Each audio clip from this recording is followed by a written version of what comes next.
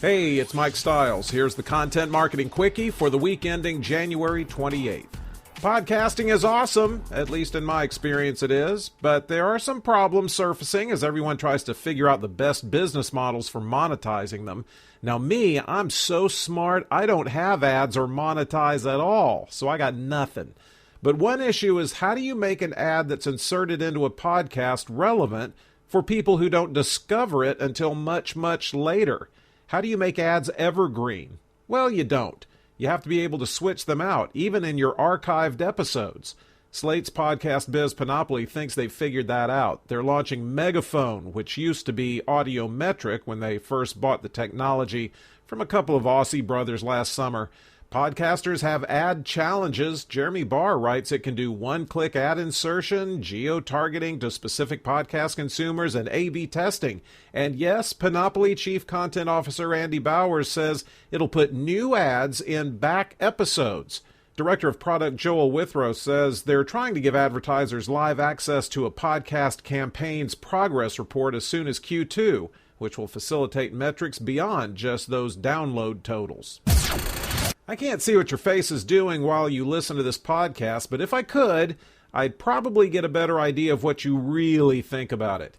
The BBC feels the same way, so they had their StoryWorks content marketing arm test consumers' subconscious reactions to content on BBC.com using facial coding and recognition.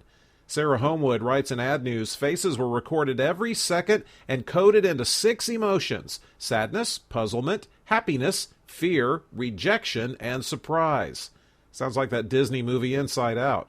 BBC Worldwide Senior VP Alistair McEwen thinks there hasn't been enough evidence to show if people really enjoy content marketing, so this face thing is good. Okay, what'd they learn? 63% think content-led marketing is an innovative way for advertisers to reach people, and 64% are happy to read content-led marketing if it's clear which brand it's from and if it's clearly labeled. Unless these people are so good at lying that their faces can lie. I hesitate to say this considering that some of you brands are still debating whether or not it's worth it to create blog posts on a regular basis. But there's a whole new medium shaping up now, and that, of course, is virtual reality. Samsung makes the Gear VR headset, so it's become clear to them now they have to also make sure really cool content gets made for it. So they're opening a VR studio in New York to do just that. Well, Richard Trenum reports that actually they're putting it inside some existing office space of theirs where some marketing functions are. Samsung USA's CMO Mark Matthews says that'll work because marketing will be right there to promote what gets made. The announcement was made at Sundance, which worked out all nice and tidy because they also announced a year-long partnership with the Sundance Institute to foster creative talent. All right, nobody's saying a company shouldn't try to make money, but sometimes you can get so eager to do that, well, your customers can't help but notice. Instagram isn't trying to be sneaky. They said back in June they were going to serve up more ads. In August, they put out an ads API so third parties could sell ads for them. So just how many more ads have been added? Kurt Wagner writes that it's kind of hard to tell since Facebook doesn't break out the Instagram numbers. But one of Instagram's ad partners, Brand Networks, let a little bit of the cat out of the bag. Meow. They alone served up 50 million ad impressions in August, then 100 million in September, then 670 million in December.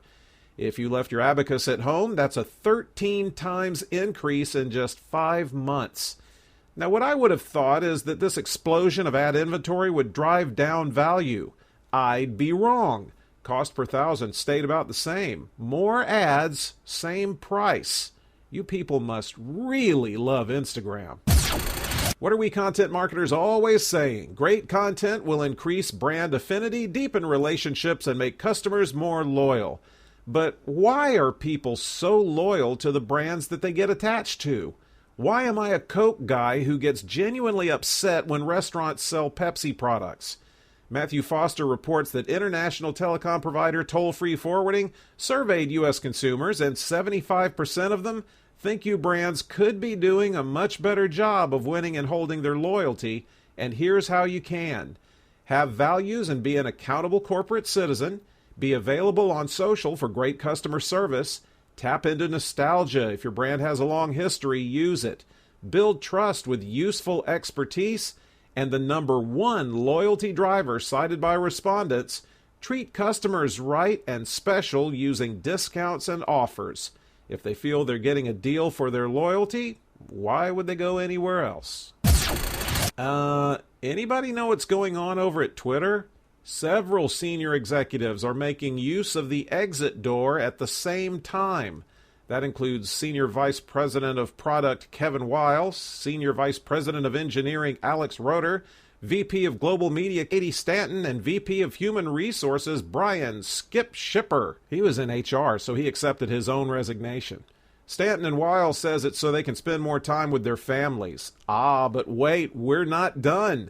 Vine chief Jason Toff is also leaving. He's headed over to Google to work on their new virtual reality stuff. So there's all that, plus rumors Jack Dorsey will be dealing with turnover in the board of directors next quarter, plus rumors of a sale based on the fact the stock price recently sank well under the offering price. Skyward did a study, as it is wont to do, this time about content marketing staffing at enterprise companies. Ayaz Nanji reports the results. 27% of said companies developed a global content strategy last year, and a lot of them now have at least one employee who does nothing but oversee content creation. A third of them put an editorial manager in the marketing department, and 28% have what they call a content marketer. Most on-staff content marketing leaders got hired between 2012 and 2014, and 82% of those lucky folk came from a media background. And no, binge-watching Netflix does not count as a media background. Anything going on outside of marketing departments? Yeah. 2% say almost all employees at their company produce some kind of content. I bet they're counting PowerPoints. Platforms. Who doesn't love a platform? Investors sure like them because business video platform Vidyard just scored a $35 million round of funding, bringing their total to $60.7 million. But since it's so uncouth to talk about money, we'll talk about what they plan to do with it. Stuart Rogers talked to co-founder Michael Litt, who says to keep the growth going, it'll go to marketing, sales, and customer experience. Also, he says phooey on vanity metrics. He didn't say phooey, but his point is you've got to go beyond tracking clicks and downloads. They try to get to intent data and turn it into actionable insights. And by the way, video now makes up 64% of all internet traffic, and Cisco thinks it'll be 80% by 2019. I'm going to try to get you to do something at the end of this podcast. That's called a call to action. And lucky me, Danielle Bilbruck just wrote some of the more tried and tested ones for Kapost. Reserve your spot now, space is limited, can stop people from not pre-ordering. Download our ebook for more information is fine, but that gated info better be really good. Claim your offer while supplies last. Again, creates a sense of limitation and urgency, as does use your discount before it expires. For more tips, join our email list, promises additional value that you better deliver on. And to see the rest of our blog, visit our website. Is a good old tease tactic where you show them maybe the first paragraph. Ad bots are the traffic that never really was, and they hurt everybody because legitimacy, accuracy, it all goes out the window. Randy Price reports what is actually good news. Fraud overall hasn't really changed much since last year, but when you take into consideration that digital ad spend should grow about 15%, the total loss to advertisers could go up to $7.2 billion this year. $7.2 billion lost. That's what the Association of National Advertisers says. And some things were more vulnerable to ad fraud than others. Like the higher the cost per 1,000 impressions, the more vulnerable to fraud traffic. Programmatic ad buys, especially video, had more bots than average.